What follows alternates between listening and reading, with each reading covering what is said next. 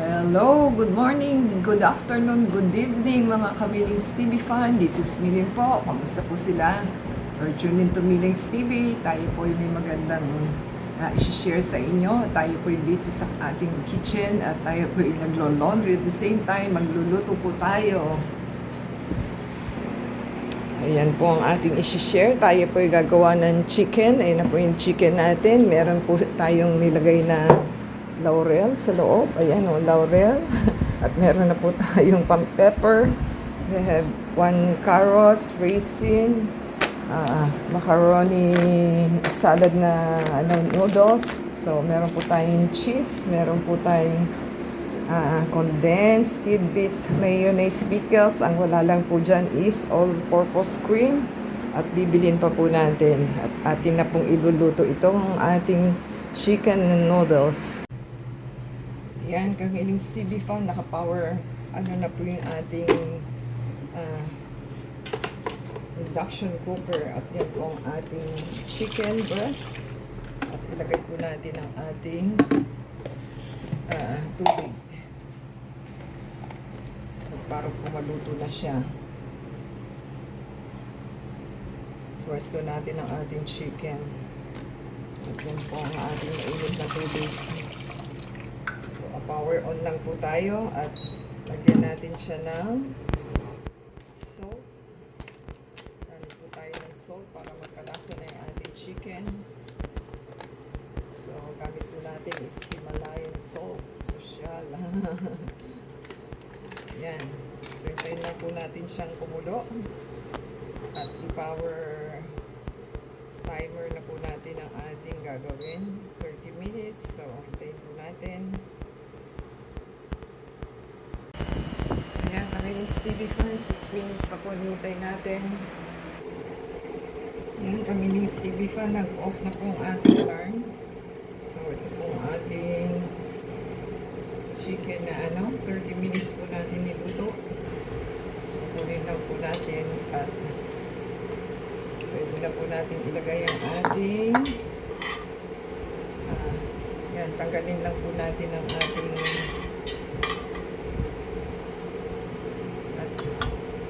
ating pong ilagay ang ating noodles. So, magamit po tayo ng isang pack. At ating pong ipakukulo ng 10 minutes. So, timer po natin siya ng 10 minutes. So, hintayin lang po natin. Yan, 10 minutes po. So, dahil kumulo naman na po ito.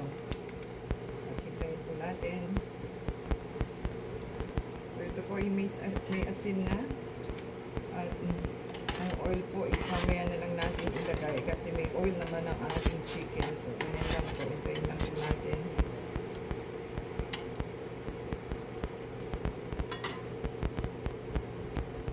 So, meron pa po tayong 3 minutes at tayo po ay nagtanggal ng cover kasi hindi po pwedeng tumutulo yung tubig sa ating induction.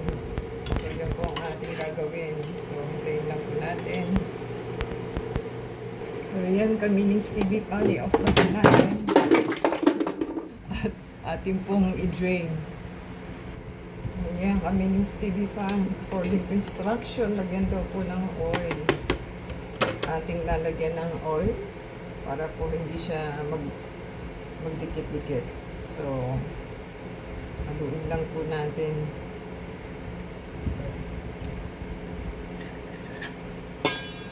Ayan na po yung 400 na ating ginawa. So, haluin lang po natin para hindi magdikit-dikit. Ayan lang po natin. Ating pong nilagyan ng oil ang ating macaroni. So, haluin lang po maigi. Ayan lang po natin.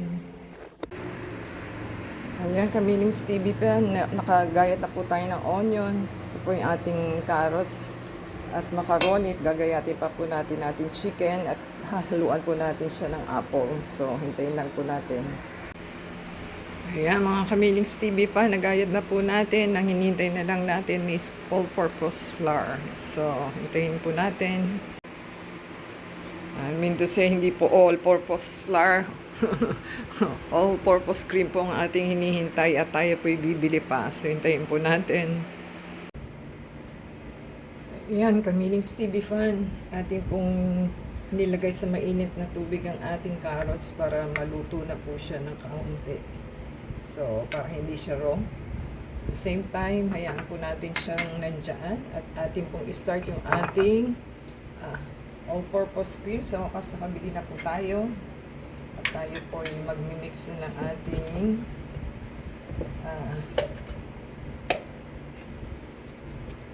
pang salad. So, yan po ang ating gagawin. So, try po natin simutin ang ating all-purpose cream.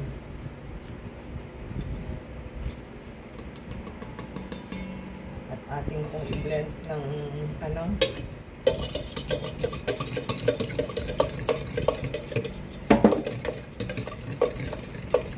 at ito po yung ating ibak. Condense po. Ano nasasabi natin. Condense po ito, ha?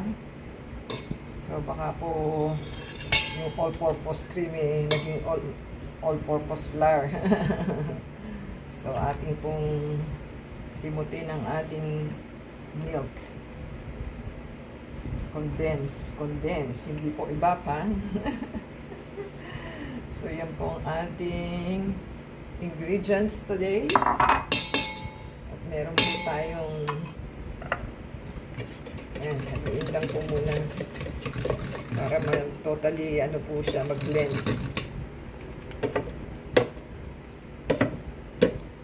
Mukhang hindi na to maayo ng ating pang-mix. So, ganyan lang naman po. Hintayin natin. So, ayan mga kamiling Stevie pa. Bago po tayo magkalimutan. Alam niyo yung mga makakalimutin is lagyan po natin ang 1/4 na black pepper powder.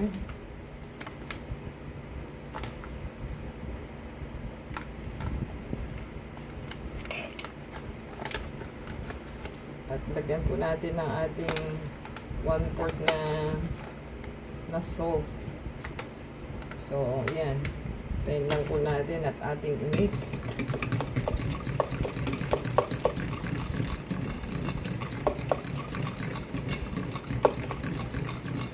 At meron po tayong pickles.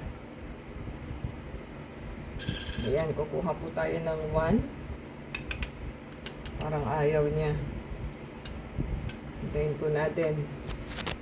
So, 1 tablespoon daw po ang ating gagawin na pickles. So, yan. So, ito is 1 tablespoon po ito. So, ganyan lang naman po. Tansya-tansya na lang din kung ano pong lasa ng inyong gagawin. So, mix lang po natin ulit. At ating pong ilalagay ng ating mayonnaise.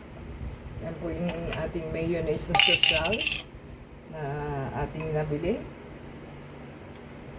So, ilagay lang po natin.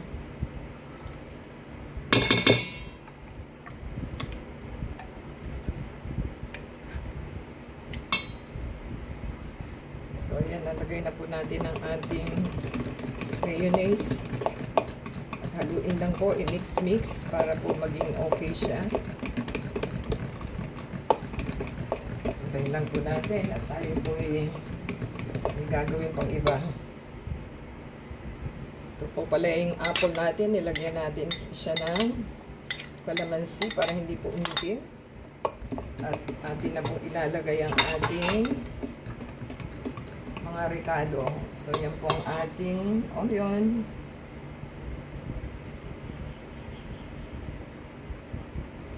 Yan, maganda si scraper. At para masimot po natin siya. At meron po tayong, yan na po ang ating raisin. 100 grams.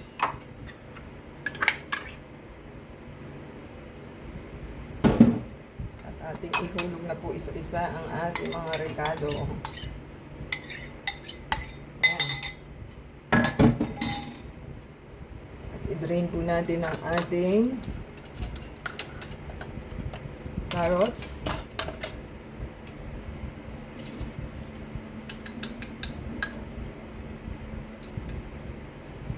At ating pong haluin ang ating mga inilagay. So, ganyan lang naman po.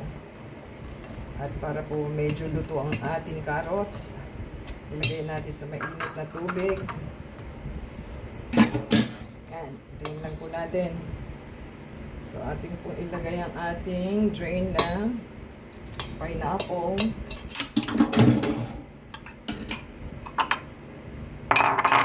At yan po ang ating cheese.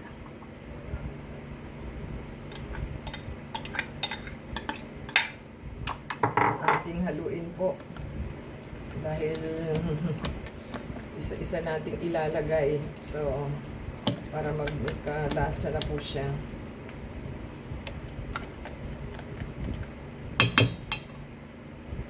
Ito na po ang ating shredded na chicken.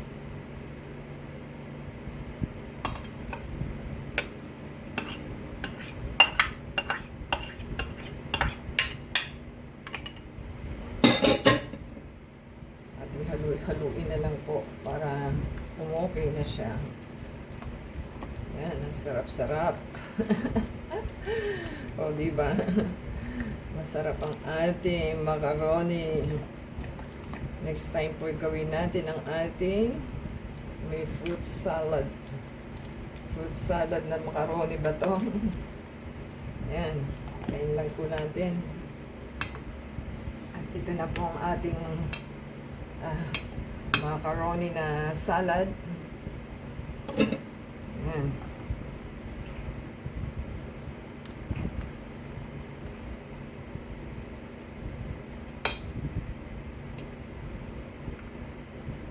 So, hindi siya nagdikit-dikit kasi may oil po siya. Ayan, haluin na po natin. At i-mix na po niya natin sa ating masarap na. So, ang dami po pala. Kain po natin. Ayan, kamiling Stevie fan. Nahalo na po natin ng okay. So, wag niyo pong ilagay ang inyong noodles na mainit kasi kakainin po niya yung sabaw ng inyong milk and condense. So, pwede na po tayong maglagay sa freezer para lumamig na po at makain. So, yan na po. Yan na po ang ating masarap na pagkain today. So, ito po ang masarap na part na ating gagawin ay yung taste test. So, yan po ang ating masarap na macaroni salad. Kung ano po, lagyan nyo pa siya ng ng ham. Kalimutan ko pala yung ham. Ham po palang ilalagay ko. So, magre-rito ko na lang po tayo at lalagyan natin ng ham kasi may ham naman po ako. Nakalimutan ko lang kung kailan nagawa na natin. So, yan po ang ating gagawin today. Depende po sa inyo kung chicken and ham. May ham din po tayo. So, tayo po ay may masarap man na matitikman na ating pagkain. So, yan. Ating pong tikman kung anong lasa dahil meron po tayong apple.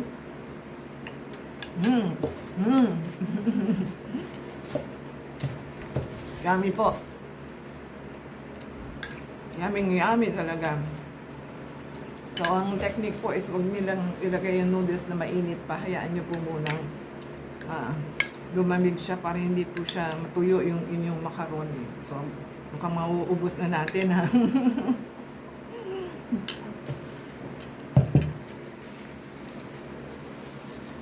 Ginuto na po tayo sa ating paggawa. So, maaga po kasi tayo nagising.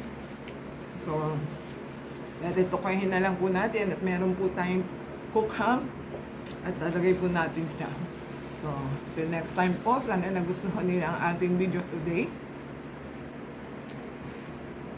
So, hindi po siya matamis, okay lang, depende po sa inyo. Kung gusto niyo panlagyan ng sugar or your honey, pwede naman po. So, di ba sa thumbs up po, comment down below sa ating ginawa na macaroni salad. So, lagyan po ninyo ng ham, mas masarap po. cook ham lang naman po yung ating ilalagay. So, nakalimutan lang natin.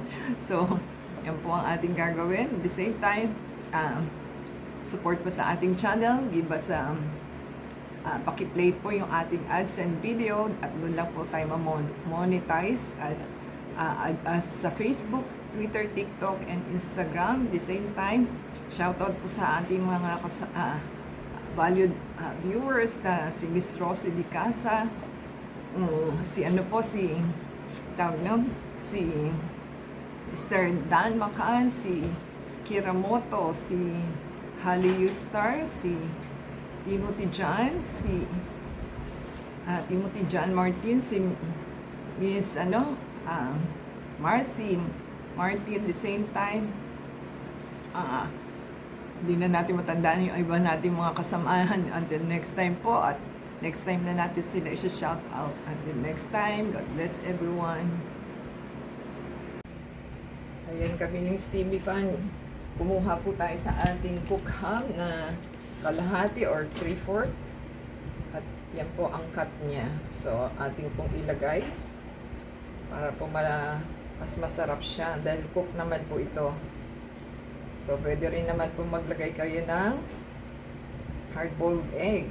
Depende po sa inyo. So, hintayin lang po natin at ating hahaluin.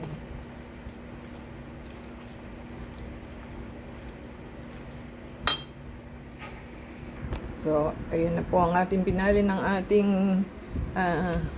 salad na chicken. So, parang kumakaunti na siya, bumabagsak na. So, yan po ang ating masarap na macaroni salad. Until next time po, God bless everyone.